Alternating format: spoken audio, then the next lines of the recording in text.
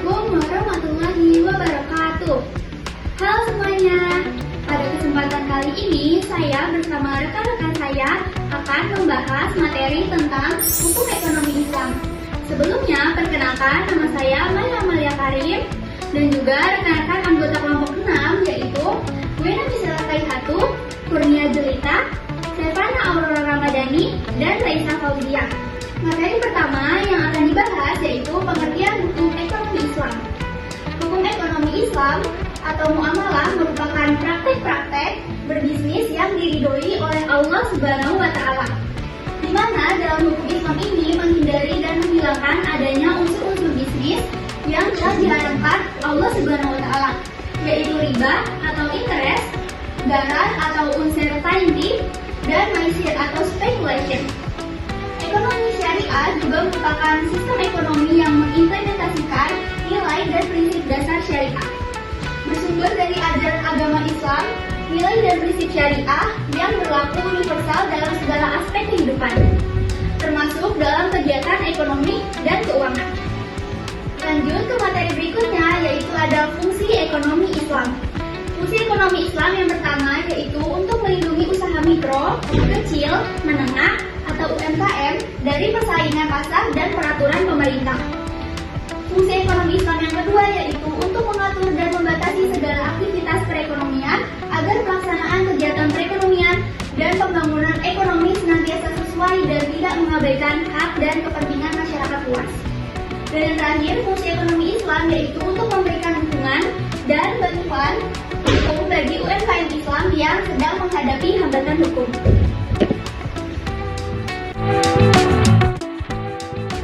Selanjutnya ada tujuan ekonomi Islam. Yang pertama, mendorong kehidupan yang mampu dan kaya. Selama usaha tersebut dikelola dalam garis-garis yang diridhoi oleh Allah Subhanahu wa Ta'ala. Yang kedua, untuk mengatur kegiatan ekonomi seperti produksi, distribusi, dan konsumsi sesuai dengan prinsip-prinsip Islam dan hukum syariah. Yang ketiga, untuk menciptakan sistem ekonomi yang berlandaskan keadilan, keseimbangan, dan kemaslahatan. Yang selanjutnya ada sumber hukum ekonomi Islam.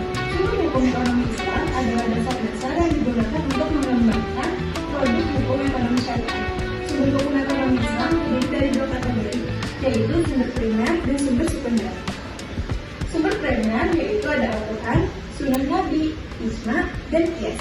Dan sumber sekunder ada Iqtisad, Istisab, Masalihah, Musalah, Al-Qur'an, dan lainnya. Selanjutnya ada karakteristik ekonomi Islam. Yang pertama ada adil, yang berarti ekonomi Islam menjunjung tinggi prinsip keadilan seperti dalam sistem baik hasil. Yang kedua ada bermoral, yaitu ekonomi Islam didasarkan pada akidah syariah dan moralitas. Dan terakhir ada beradab. Ekonomi Islam bertujuan untuk mendapatkan keuntungan dan kedamaian batin.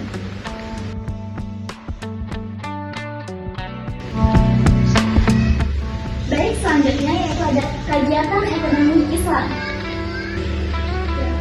Seperti yang sudah diketahui, hubungan baik antara manusia itu perlu dijaga agar tercipta masyarakat yang rukun dan juga harmonis saat menjalani kehidupan sehari-hari.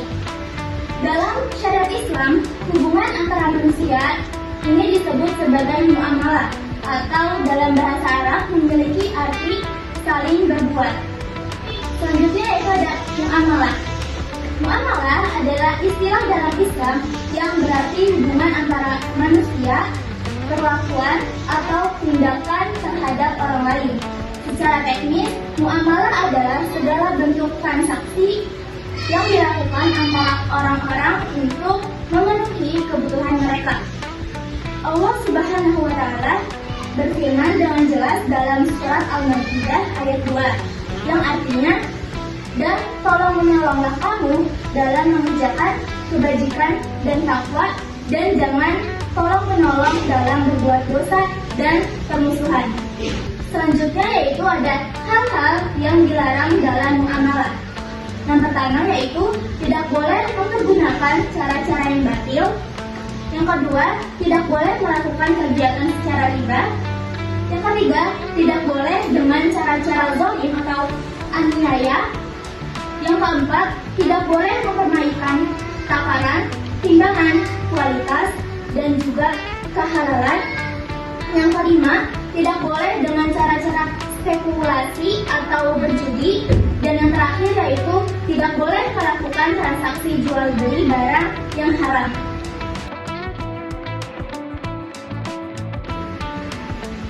Materi selanjutnya yaitu jenis-jenis muamalah. Yang pertama ada jual beli. Jual beli adalah muamalah yang secara syar'i berarti akad yang mengandung sifat menukar harta yang satu dengan harta lainnya. Beberapa syarat jual beli yang sesuai dengan syariat. Yang pertama, harus ada barang atau uang yang bisa dijadikan sebagai alat tukar.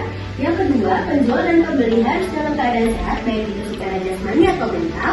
Yang terakhir, harus ada akad atau ijab kabul, biasanya berbunyi, barang ini saya jual kepada Anda sebesar 20.000, kemudian pembeli menjawab, saya setuju dengan 20.000. Yang kedua ada khiyar. Khiyar adalah transaksi ketika penjual dan pembeli memiliki pilihan, yakni dapat melanjutkan transaksi atau tidak melanjutkan transaksi. Dari Nafi, dari Ibnu Umar, bahwasanya Rasulullah Shallallahu Alaihi Wasallam bersabda, dua orang yang melakukan jual beli, masing-masing mereka memiliki hak untuk memilih atas saudaranya, teman akadnya, selama mereka berdua belum berpisah kecuali jual beli dengan menggunakan akad khiyar. Hadis riwayat Muslim. Ada 3 jenis khiyar, yakni sebagai berikut. Yang pertama, khiyar majlis, yakni penjual dan pembeli dapat memilih apakah ingin melanjutkan transaksi atau tidak selama mereka masih dalam tempat yang sama. Kedua, khiyar syarat, muamalah dengan syarat yang telah disepakati antara dua belah pihak. Yang terakhir, khiyar aini, muamalah di mana pembeli dapat mengembalikan barang yang sudah dibeli selama barang tersebut tidak ada yang rusak ketika pertama kali membelinya.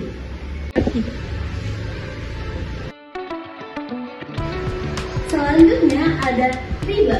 Riba adalah penutupan bunga atau melebihkan jumlah pinjaman saat pengembalian berdasarkan persentase tertentu dari jumlah pinjaman pokok yang dibebankan kepada peminjam. Riba secara bahasa bermakna di dalil. Surat Ali Imran ayat 130 berbunyi, hai orang-orang beriman, janganlah kamu memakan riba dengan berlipat ganda, dan bertakwalah kamu kepada Allah supaya kamu mendapat keberuntungan. Untuk menghindari riba saja beli, yang dapat kita lakukan adalah yang pertama memahami hukum Islam tentang riba, yang kedua membayar secara tunai, yang ketiga melakukan transaksi secara halal. Selanjutnya ada utang piutang. Utang piutang adalah perjanjian pinjam meminjam antara dua pihak atau lebih, di mana pihak yang meminjam wajib mengembalikan jumlah yang dipinjam dalam keadaan yang sama. Rukun-rukun utang piutang adalah yang pertama, dua orang yang berakat, yaitu pemberi hutang, kreditur, dan orang yang berhutang, debitur. Yang kedua, harta yang ditetapkan berupa barang atau uang yang memiliki nilai yang dapat diukur. Yang ketiga, sihat atau ijab kabul, yaitu ucapan ijab dari pemberi hutang dan kabul dari orang yang berhutang. Selanjutnya ada sewa menyewa. Dalam Islam, sewa menyewa disebut ijarah, yang berarti akan pemindahan hak guna atau manfaat atas suatu barang atau jasa dalam waktu tertentu dengan imbalan upah sewa. Dan jika kamu ingin anakmu disusunkan oleh orang lain, maka tidak ada dosa bagimu jika kamu memberikan pembayaran menurut yang patut. Surat Al-Baqarah ayat 230. Selanjutnya ada syarat dan rukun sewa menyewa. Yang pertama, yang menyewakan dan yang menyewa harus telah balik dan berakal sehat. Nah, yang kedua yaitu sewa menyewa dilangsungkan atas kemauan masing-masing, bukan karena dipaksa. Dan yang ketiga, barang tersebut menjadi hak sepenuhnya orang yang menyewakan atau walinya. Yang keempat yaitu ditentukan barangnya serta keadaan dan sifat-sifatnya. Kelima, manfaat yang akan diambil dari barang tersebut harus diketahui secara jelas oleh kedua belah pihak. Yang keenam, berapa memanfaatkan barang tersebut harus disebutkan dengan jelas. Yang ketujuh, harga sewa dan cara pembayarannya juga harus ditentukan dengan jelas serta disepakati bersama. Nah, materi yang terakhir yaitu kegiatan jasa keuangan.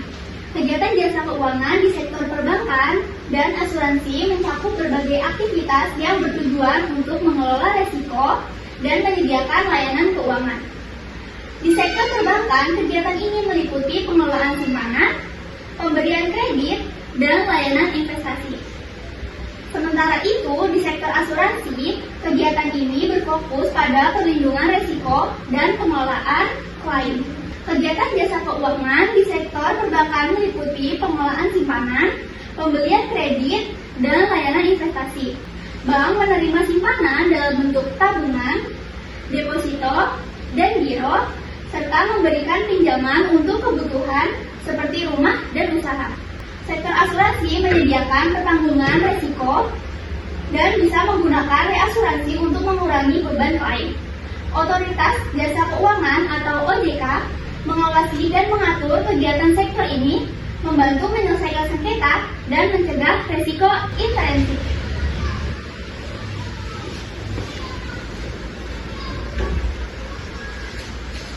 Sekian presentasi dari kelompok kami, kurang lebihnya mohon maaf. Wassalamualaikum warahmatullahi wabarakatuh.